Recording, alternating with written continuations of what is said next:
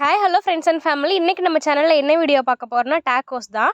5 வருஷத்துக்கு முன்னாடி ஷவர்மா எப்படி அவ்வளோக்கும் ஃபேமஸ் இல்லையோ அதே மாதிரி தான் இப்போ வந்து டேக்கோஸ் இப்போ தான் ட்ரெண்ட் ஆகிட்டுருக்கு. அந்த டேக்கோஸ்க்கு வந்துட்டு அவன் வந்து ஆக்சுவலி தேவை. ஆனால் அவன் இல்லாமல் வீட்டிலேயே ரொம்ப சிம்பிளாக எப்படி பண்ணுறதுன்னு பார்க்கலாம் வாங்க. வீடியோக்குள்ளே போகிறதுக்கு முன்னாடி மறக்காம மௌனி மீடியா சேனலை சப்ஸ்கிரைப் பண்ணிக்கோங்க.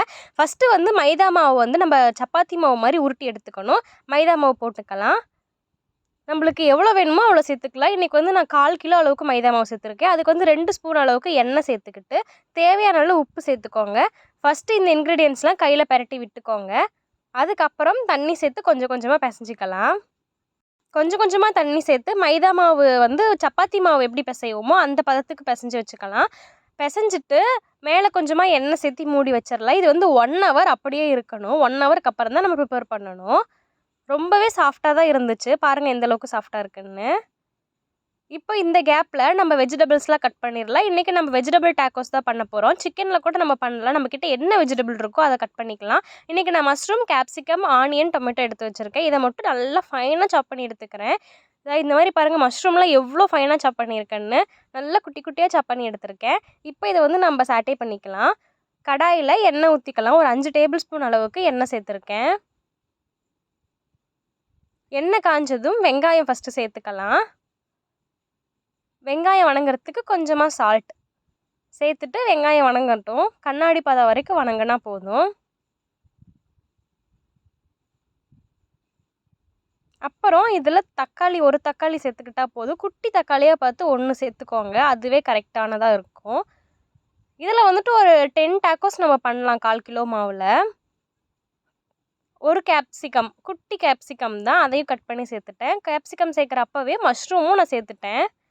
மஷ்ரூம் பாருங்கள் எவ்வளோ ஃபைனாக இருக்குதுன்னு. தண்ணி எதுவுமே நான் சேர்க்க மாட்டேன். ஏன்னா மஷ்ரூமே தண்ணி விட்டு ரொம்ப சுருங்கி தான் வேகும். அதனால் நான் தண்ணி எதுவும் சேர்க்க போகிறது இல்லை.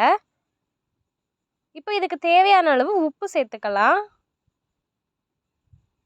இன்க்ரீடியன்ஸுமே நம்ம இந்தியன் இன்க்ரீடியன்ஸ் தான் யூஸ் பண்ண போகிறோம்.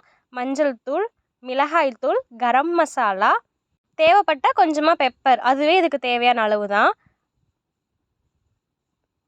சேர்த்துட்டு நல்லா இதை ஒரு 5 நிமிஷம் வணக்கினாவே, ஏன்னா எல்லாமே ரொம்ப ஃபைனாக சாப் பண்ணியிருக்கோம் இல்லையா, ஒரு 5 நிமிஷம் நம்ம ஃப்ரை பண்ணாலே இது நல்லாவே குக் ஆயிரும்.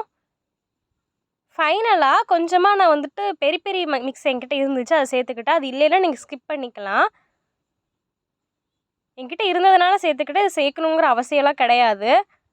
நான் என்ன பெரி பெரி மிக்ஸ் சேர்த்தேன்னு உங்ககிட்ட காட்டுறேன் பாருங்கள். இது வந்துட்டு இதிலே கொஞ்சம் ஹெர்ப்ஸ் கூட இருந்துச்சு. இதுதான் நான் சேர்த்த பெரி பெரி மிக்ஸு. அது கூட கொஞ்சமாக ஆரிகனோ சேர்த்துக்கிறேன். உங்களுக்கு கையில் எடுத்து காட்டினா நல்லா தெரியுங்கிறதுக்காக நான் கையில் எடுத்து சேர்த்துருக்கேன்.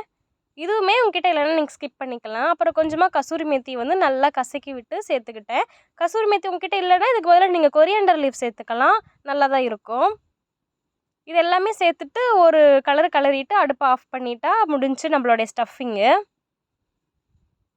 ஸ்டஃபிங் ரெடி ஆயிடுச்சு. இப்போ வந்து கரெக்டாக 1 ஹவர் கிட்ட ஆயிடுச்சு. நான் காயெல்லாம் வெட்டி ஸ்டஃப் ரெடி பண்ணுறதுக்கு. இப்போ வந்து மாவு 1 ஹவர் ஆயிடுச்சு. இப்போ இதை வந்து நம்ம உருட்டிக்கலாம் மாவை. குட்டி குட்டி ரவுண்டாக குலாப் ஜாமுனுக்கு எப்படி ரொம்ப குட்டி குட்டியாக நம்ம ரவுண்டாக வைப்போம்ல மாவு, அதுமாதிரி ரவுண்டாக பிடிச்சி வச்சுக்கோங்க. பிடிச்சி வச்சுட்டு ரொம்ப லேசாக தேய்க்கணும். எந்த அளவுக்கு நம்மளால் லேசாக மாவு விரிக்க முடியுமோ அந்தளவுக்கு லேசாக விரிக்கணும். விரிச்சிட்டு தோசைக்கல்லில் இதை லைட்டாக பபிள் வர வரைக்கும் மட்டும் போட்டு எடுத்தால் போதும். ஏன்னா மறுபடியும் இதை நம்ம குக் பண்ணுவோம். அதனால் இப்போ பபிள் வர வரைக்கும் போட்டு எடுத்தால் போதும். லைட்டாக தேவைப்பட்டால் எண்ணெய் சேர்த்துக்கோங்க. நான் வந்து இரும்பு கடாயில் போட்டேன், அதனால் லைட்டாக எண்ணெய் சேர்த்துக்கிட்டேன். சேர்த்துட்டு இந்த மாதிரி பாருங்கள் பபிள் வருது. நான் 1 ஹவர் ஊற வச்சதுக்கே பாருங்கள் மாவு எவ்வளோ சாஃப்டாக இருந்ததுனால இப்படி பபிள் வருதுன்னு. போதும். இப்போ நம்ம எடுத்து இதை வெளியே வச்சிடலாம். ஒரு 2 நிமிஷம் இந்த பக்கமும் அந்த பக்கமும் திருப்பி போட்டு நம்ம வெளியே எடுத்து வச்சிடலாம். இதுக்கு மேலே நம்ம ஸ்ப்ரெட் பண்ணுறதுக்காக நம்மக்கிட்ட என்ன ஸ்ப்ரெட் இருக்கோ அதை நம்ம சேர்த்துக்கலாம். இப்போ வந்து நான் பர்கர் மயோ வச்சுருக்கேன், அதை சேர்த்துக்கிறேன். இதுக்கு பதிலாக நீங்கள் வெறும் மைனஸ் சேர்த்துக்கலாம், டொமேட்டோ கெச்சப் சேர்த்துக்கலாம், தந்தூரி மைனஸ் சேர்த்துக்கலாம், இல்லை சீஸ் ஸ்ப்ரெட், அது மாதிரி உங்ககிட்ட எது இருக்கோ உங்களுக்கு எது ஃபேவரெட்டோ அதை சேர்த்துக்கோங்க. இது வந்து என்கிட்ட அவைலபிளாக இருந்துச்சு, இது வந்து சேர்த்துக்கிட்டேன். இது வந்து 450 கிராமே ஒரு 140 அந்த ரேஞ்சில் தான் வந்துச்சு. ஒரு ஸ்பூனில் போட்டு நல்லா ஸ்ப்ரெட் பண்ணிக்கிறேன். இந்த மாதிரி ஸ்ப்ரெட் பண்ணதுக்கு அப்புறமேட்டு 1 சைடு மட்டுமே நம்ம ஃபில்லிங் வச்சா போதும். ஏன்னா இது வந்து நம்ம 2ஆக க்ளோஸ் பண்ண போகிறோம். அதனால் 1 சைடு மட்டும் நம்ம ஃபில்லிங் வச்சுக்கலாம். ஃபஸ்ட்டு நம்ம ரெடி பண்ணோம்ல அந்த ஸ்டஃபிங்கு, அதை ஃபஸ்ட்டு வச்சிடலாம். அதுக்கு மேலே நம்மக்கிட்ட என்ன வெஜ்ஜிஸ் இருக்கோ அதை நம்ம வச்சுக்கலாம். கியூக்யூம்பர், கேப்சிகம், ஆனியன், கேபேஜ் உங்களுக்கு எது பிடிக்குமோ அதை வச்சுக்கலாம். இன்றைக்கி வந்து நான் கொஞ்சமாக ஆனியன்ஸும் கேப்சிகம் தான் வைக்க போகிறேன். அதுவே நல்லா ஃபில்லிங்காக இருந்தது, அதனால் நான் வேறு எதுவும் ஆட் பண்ணல. குட்டி குட்டியாக கட் பண்ண கேப்சிகம், கொஞ்சம் நீளமாக கட் பண்ண ஆனியன்ஸ் அது மட்டும் சேர்த்துக்கலாம். உங்களுக்கு இதெல்லாம் பிடிக்காதுன்னா நீங்கள் ஸ்கிப் பண்ணிக்கலாம், அது உங்களுடைய ஆப்ஷன் தான். மேலே கொஞ்சமாக சில்லி ஃப்ளேக்ஸ் தூவி விட்டுட்டு அப்புறம் சீஸ் வந்து நான் வச்சேன். இந்த சீஸ் வந்துட்டு கோ பிஸா சீஸ்னு சொல்லிட்டு எங்கள் ஊரில் ஒரு ஷாப்பில் வாங்கினேன். என் ஃப்ரெண்டு ரெக்கமெண்ட் பண்ணியிருந்தாங்க. இதில் வந்துட்டு அதிகமாக ப்ரிசர்வேட்டிவ் ஆட் பண்ணல, நேச்சுரலாக இருக்குங்கிற மாதிரி சொல்லியிருந்ததுனால நான் இதை யூஸ் பண்ணேன். ஆனால் இது நேச்சுரலாக தான் இருக்குதுன்னு நினைக்கிறேன். ஏன்னா ரொம்ப வெளியே வச்ச ஃப்ரிட்ஜிலேருந்து வெளியே எடுத்து வச்சோடனே ஒரு மாதிரி கொலன்னு ஆயிடுச்சு. திருவவே முடியல, என்னால் கிரேட் பண்ணவே முடியல. குட்டி குட்டி பீஸாக நான் கட் பண்ணி தான் வச்சேன். அதுவுமே கொஞ்சம் நேரம் வெளியே வச்சோடனே மெல்ட் ஆன மாதிரி தான் இருந்துச்சு. இப்போ இதை அப்படியே நம்ம க்ளோஸ் பண்ணிக்கலாம். க்ளோஸ் பண்ணிவிட்டு அந்த தோசைக்கல்லில் நம்ம போட்டு எடுத்தோம் இல்லையா ஃபஸ்ட்டு, அதே தோசைக்கல்லில் வந்துட்டு சூடு பண்ணிவிட்டு ரொம்ப லோ ஃப்ளேமில் வச்சுட்டு போட்டுக்கலாம். போட்டுட்டு நல்லா நம்ம அழுத்தம் கொடுக்கணும். ஏன்னா டாக்கோஸ் வந்து கிறிஸ்பியாக இருக்கணும். நம்ம அவன் இல்லாதனால நம்ம தோசைக்கல்லில் பண்ணங்காட்டியும் கொஞ்சம் சாஃப்டாகிரும். அதனால் சுட சுட சாப்பிட்டா ரொம்ப கிறிஸ்பியாக சூப்பராக இருக்கும். அழுத்தம் கொடுக்குறப்ப கொஞ்சம் கிறிஸ்பாகும். நல்லா தோசை கரண்டி இருக்கு இல்லையா, அதை வச்சு நல்லா அழுத்துங்க. ஏன்னா அதுதான் கொஞ்சம் ஃப்ளாட்டாக இருக்கும். ரொம்ப சூப்பராக இருந்துச்சு பார்க்குறப்பவே. எப்போ ரெடி ஆகும் சாப்பிட்ணும் போல் இருந்துச்சு. வெயிட் பண்ணிகிட்டே இருந்தேன். ஒரு 5 மினிட்ஸ் ஆகும். இந்த பக்கம் ஒரு 3 மினிட்ஸ், அந்த பக்கம் ஒரு 3 மினிட்ஸ், 2 மினிட்ஸ் அப்படி போட்டு நம்ம எடுத்தால் போதும். ரொம்பவே யம்மியான டேஸ்டியான டாக்கோஸ் நம்மளுக்கு கிடைக்கும்.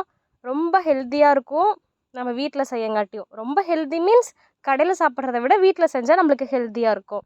பாருங்கள், சைடில் உங்களுக்கு பார்த்தாலே தெரியும் அது ரொம்ப நல்லா கிறிஸ்பியாக இருக்குன்னு. இப்போ இது நல்லா ரெடி ஆயிடுச்சு, எடுத்து வெளியே வச்சிடலாம். சீஸ்லாம் நல்லா மெல்ட் ஆயிடுச்சு. ரொம்ப ரொம்ப யம்மியாக டேஸ்டியாக இருந்துச்சு. எங்கள் அம்மா வேறு சைடில் ஃபன் பண்ணிகிட்டு இருந்தாங்க, இந்த கேப்சிகம் கொஞ்சம் டெக்கரேட் பண்ணுறேன்னு. அதை நான் தான் எடுத்து வச்சுட்டு உங்களுக்கு காமிக்கிறேன் பாருங்கள். ரொம்ப ரொம்ப டேஸ்டியாக இருந்துச்சு. இப்போ நான் வீடியோ எடிட் பண்ணுறப்ப கூட எனக்கு வந்து நாக்கில் எச்சி ஊறுது. கண்டிப்பாக நீங்கள் மஸ்ட் ட்ரைன்னு தான் நான் சொல்லுவேன். அவ்வளோ சூப்பராக இருந்துச்சு. இந்த வீடியோ உங்களுக்கு பிடிச்சிருந்துச்சுன்னா மறக்காமல் மணி மீடியா சேனலை சப்ஸ்கிரைப் பண்ணிக்கோங்க. பாய்.